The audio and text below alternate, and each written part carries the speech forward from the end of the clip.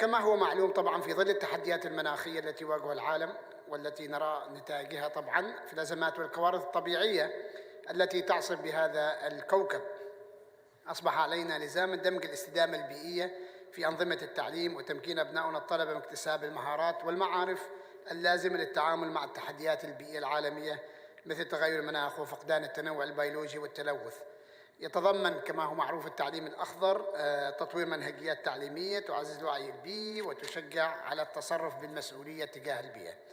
ولتحقيق هذا الهدف انبثقت عن قمة تحويل التعليم الأخيرة مبادرة الشراكة من أجل تخضير التعليم، والتي ركزت على تخضير المدارس وتخضير التدريب وتخضير المناهج وتخضير المجتمع المحلي. وفي هذا الشأن تستعرض لنا الأستاذة جان مان المدير التنفيذي بجامعة كامبريدج وثيقة التعليم الأخضر بالدول الأعضاء في الإيسيسكو، والتي تركز على التعليم الأخضر. فلتتفضل مشكورة. Please, the floor is yours. Within 5 minutes, if you could summarize the report, please. Thank you. Shukran. Your Excellencies, ladies and gentlemen, for those I've not yet had the honour of meeting, my name is Jane Mann. I'm the Cambridge Managing Director for the Partnership for Education, which is a team dedicated to supporting governments in education transformation worldwide. And today I have the great pleasure of presenting Cambridge's work with ICESCO on greening education. So this draws on a wealth of research, interdisciplinary climate research carried out across the University of Cambridge departments. It's evidence-based, and I would like to acknowledge also the input on this document from Dr. Albanian and Mr. Wakas Alfredi from ICESCO, and also my Cambridge colleagues, Mrs. Christine Osden, Dr. Daniel Morish, and Dr. Anna Kingsley. Just to set the scene, we know that climate change threatens our homes, it threatens our food, our health, and our livelihoods. And the threat is greatest for some of the world's most vulnerable people, and that is potentially catastrophic for us all. To avoid the worst of climate chaos, we must drastically reduce global greenhouse gases in the next 5 years and reach net zero by 2050. Urged on by the UN, ICESCO, and others, the world is turning its attention to urgently reducing further damage to the environment. But to date, education has not played a sufficiently important role in that endeavour. And I don't need to tell you of the unparalleled role that education can play in shaping the future, because your choices as leaders of education systems will be absolutely instrumental to creating a more sustainable world. So as a brighter future starts with giving learners of all ages the knowledge, skills, and agency to take action, to take informed decisions, we need to help them to care for the planet and to address interconnected challenges. This document will show that greening education is not an add-on to the education transformation you've been discussing across this conference, a transformation focused on access, quality, and relevance. It's the opposite. It's at its very heart of that. Greener education cannot be achieved through short-term or siloed initiatives. It must be fundamental to developments across entire education systems, and that means profoundly being part of curriculum, assessment, teaching, schools, and communities. Aligning the different pillars of this in an education system is where real transformation happens. Quality education for all is the primary focus of the education sector at ICESCO. Our esteemed colleagues here provide technical, material, and moral support to member states. They brought us all here this week to further the transforming education agenda, convening people from across countries and sectors to make a difference. And at Cambridge, we share this commitment. When it comes to greening education, the University of Cambridge connect our education specialists with leading climate researchers.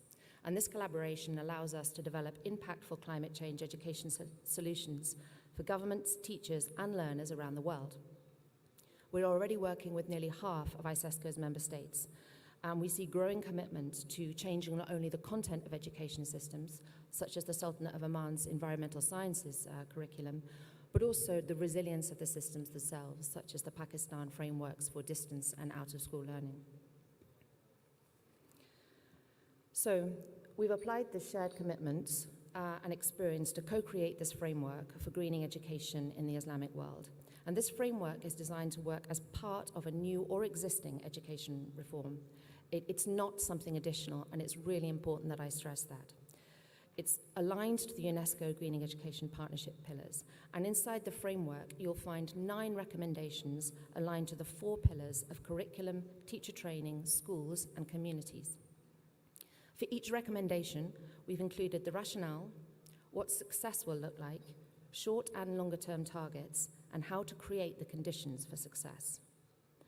Around the recommendations, we've put together the context for action, as well as case studies of what other people are already doing around the world.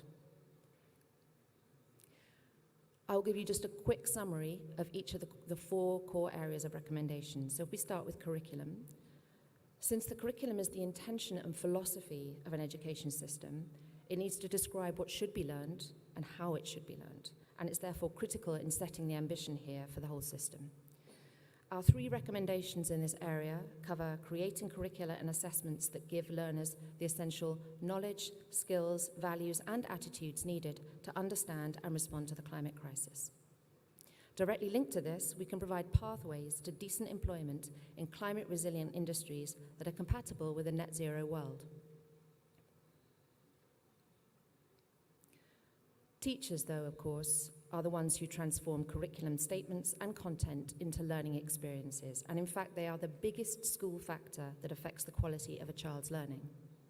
So successful implementation of a green curriculum needs a teacher workforce that has relevant knowledge about the climate crisis, its impacts, solutions, and mitigations, and of course, how to teach them.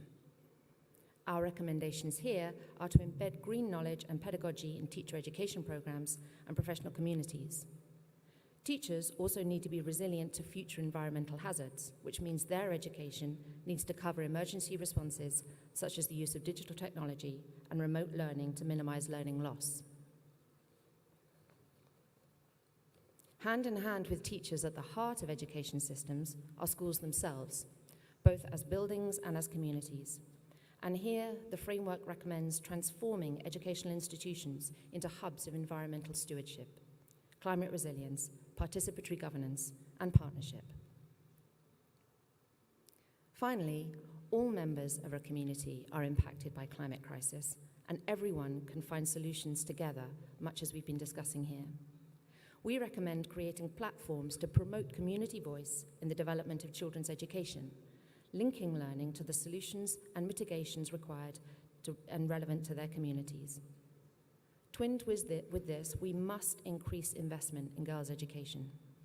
Evidence shows that this has a powerful multiplier effect and will ensure that all learners have an opportunity to gain relevant knowledge and skills that are valuable to them as individuals and as part of a thriving society and economy. We believe these recommendations will support you on your journey to develop strong education systems, 30 seconds, with better educational outcomes for learners. We know the journey isn't simple, but we hope by providing guidance that takes into account existing international commitments and is adaptable to local context, we've created something highly usable. So under the umbrella of this framework, our esteemed collaborators at ICESCO are planning a greening education campaign across all 53 member states to support the implementation of the recommendations. And that includes developing a dashboard to drive collective progress towards greening education. I'd be delighted to discuss these recommendations with you further, both at the conference and also you have my email address here. Thank you very much. Thank you very much. Thank you, Jen.